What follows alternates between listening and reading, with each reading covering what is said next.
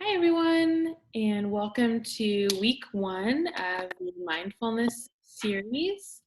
My name is Dr. Hawley-Bernardez, and I have two other wonderful panelists on here with me who are going to introduce themselves to you all.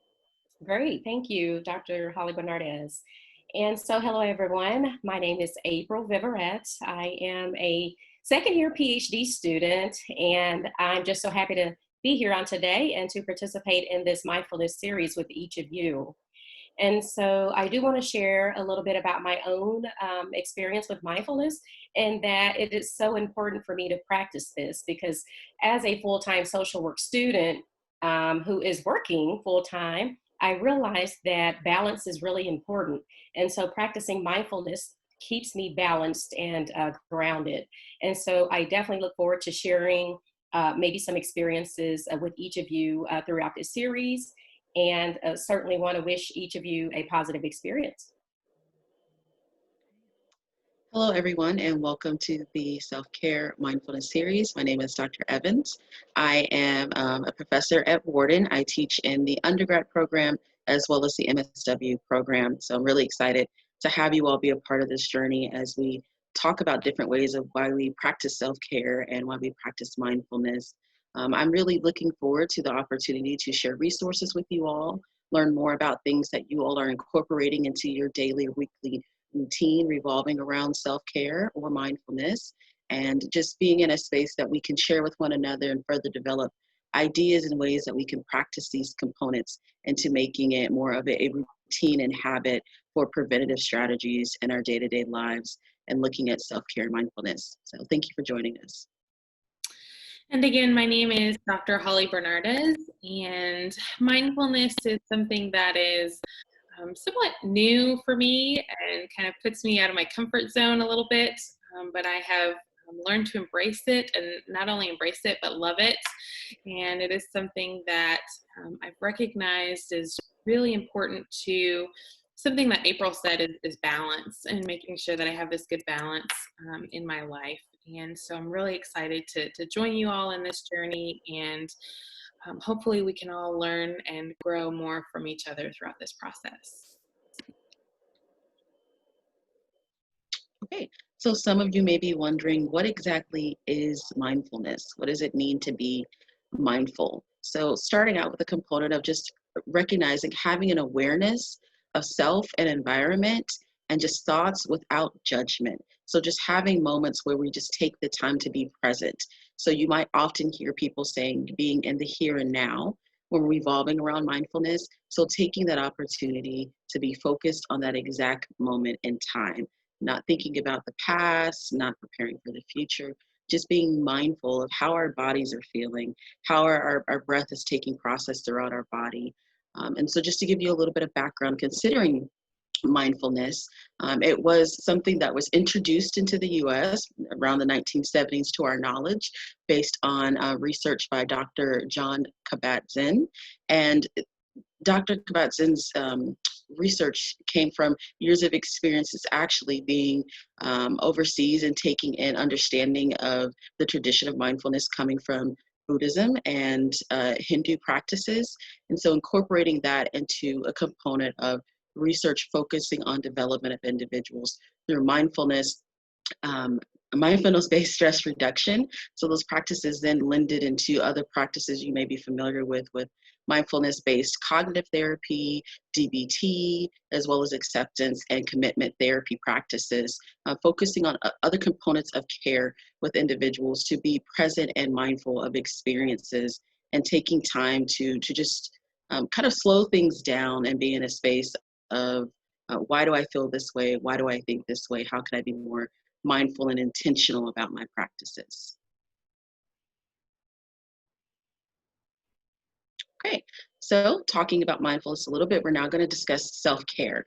So throughout this series, we will be talking about components of how we can become more mindful about our day-to-day activities and how we can incorporate self-care as a form of routine. And I want you to know self-care looks different for everyone. It's not necessarily a one-size-fits-all component. Some things that work for some may not work for others, and that's okay. So throughout this process, we're really wanting to allow you all to create a plan that's going to work best for you. And it's something to know that it can be altered over time. Things may be incorporated differently across, different transitions throughout your life that's working well. And throughout the next stage, something else may be working well. So when we talk about self-care, we're looking at ways to enhance your overall well-being. So making sure that you have the resources and tools, again, to incorporate protective factors and preventative factors towards forms of potential burnout. So throughout this exercise within this series, you're going to have the opportunity to identify practices and activities that you potentially value for your day-to-day needs that you can incorporate to be set in place for your protective factors. Okay, so over the next few slides, you will see that we have a self-care plan worksheet. You all will have access to this worksheet, as well as access to a website that gives you kind of a guide that you can follow and working on how you actually structure a self-care plan. What does it mean to create a self-care plan? So again, you're going to be considering some of those activities and resources that you can incorporate into your day-to-day routine. And those strategies can be ongoing things that you can incorporate to focus on ways that you can identify managing self-care. While working on this worksheet, you also have the opportunity to recognize what are some barriers that could potentially interfere with identifying ways to practice your self-care. And in recognizing those barriers or risk factors, what are you going to do to address them? And what resources will be helpful to recognize some of those negative coping strategies and to put you into a space of practicing more positive coping strategies.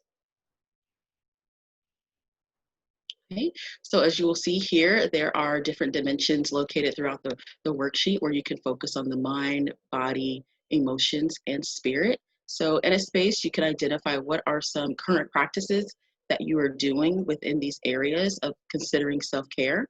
And you might say, well, currently for body, I am doing maybe 10-minute walks in the morning with my dog. So considering that, what is something new that you may want to incorporate? Have you identified that you want to have more of an exercise routine set in place where it may be 3 times a week, adding in weights or going to the gym? So in these spaces, you'll be able to identify what are some of your current practices. And if that's NA, that's okay. That's why we're in this space, to identify what are some new practices you might want to incorporate into your day-to-day routine or weekly or monthly routine, considering self-care practices. Okay, so I talked about those 4. There are also work and relationships. So considering your work environment, if your work environment is currently an internship, that's okay. If you are currently not in a space of a work environment, you can put NA, but think about what are some practices you might want to take within a work environment heading towards the future and considering what things could be helpful for practicing self-care. So considering identifying boundaries, roles that may take shape within your work setting. And relationships, you can talk about current practices of how you might connect with others or strengths within relationships that you have, or thinking about how can I further develop connections and relationships with my loved ones or people within different environments that I might engage with. So at the bottom of the slide, you will see that there are other areas. So we talked about relationships, body, mind, spirit. You may want to identify self-care looking at finances. You may want to identify another aspect of what self-care may mean to you that you want to incorporate into this plan. Okay. So as discussed previously, we talked about different areas that you can identify current practices and new practices. And on this aspect of the worksheet, you can then start to identify what are some barriers that may take shape and trying to incorporate your self-care plan.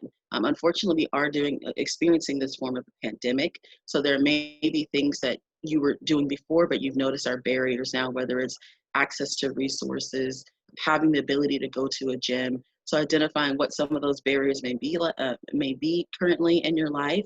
It could even be around your schedule and timing. So thinking about some of those barriers and ways that you might find resources that can be helpful, and moving those barriers away or incorporating different strategies. And then what are some negative coping strategies that you feel may be potentially a form of a barrier? Things that you've noticed before that may have been negative things that you were doing, and you want to take a moment to reflect on those and think about, what will I do differently what will be more positive coping techniques that I can utilize within my self-care plan.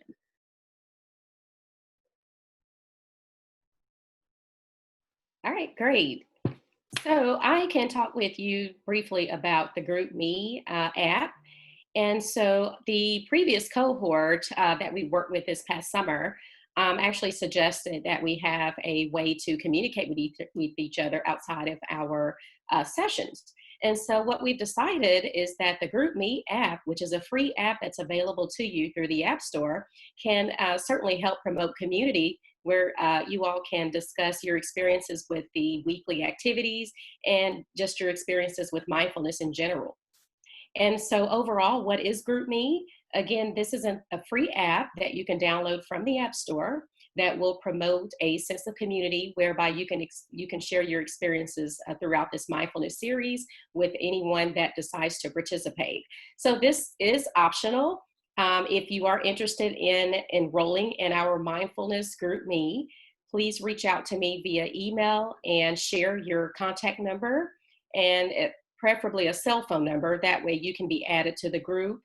I do want to mention to just be mindful about etiquette in terms of politeness or respecting other folks' experiences and ideas.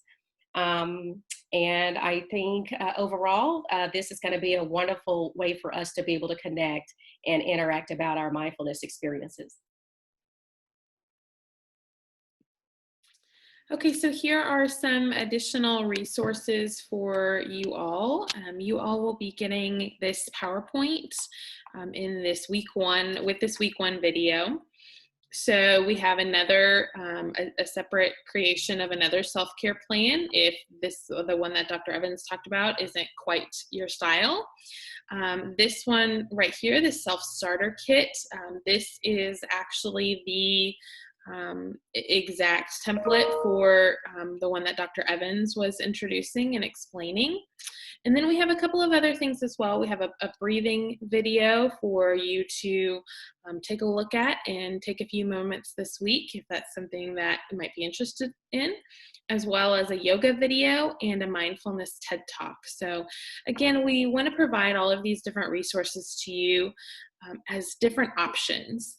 Dr. Evans said it perfectly when she said this is not a one-size-fits-all. Everyone is going to tailor and take what works for them and what doesn't work for them. And so if there is something that really resonates for you in here, then take it and run with it. If there's something that isn't really your style, that's perfectly fine too. So we want to be able to provide you with a lot of different opportunities, and you can take and choose what you want for it. So just to give you kind of an overview of the plan for the coming weeks, we are in week one of the series. This video is serving for our meeting session for week one. And then we will have a synchronous meetings on weeks 2, 4, and 6. These will happen on Tuesday evenings from 7 to 8 p.m. So you will get a link at the start of the week. April is wonderful about sending these emails out to everyone. So you will get a link at the start of the week with the virtual session link on it. So again, those are going to be on Tuesday evenings from 7 to 8 p.m. from weeks 2, 4, and 6. Please make sure that you complete the pre-test as soon as possible. That helps us to see your level of self-care, your stress, your anxiety. And then at the end of the session, we will also be asking you to complete a post-test at the end of the series. So if you have any questions, we are all available and happy and willing to answer any questions that you might have. We will do whatever we can to help you be successful in this, and want to help you set up a plan for hopefully lifelong mindfulness and self-care. And this is something that can be ongoing past these 6 weeks. This is something that we want for you all. So we hope you all have a great rest of the week, a great rest of the day, and I look forward to working with you all. Thank you so much.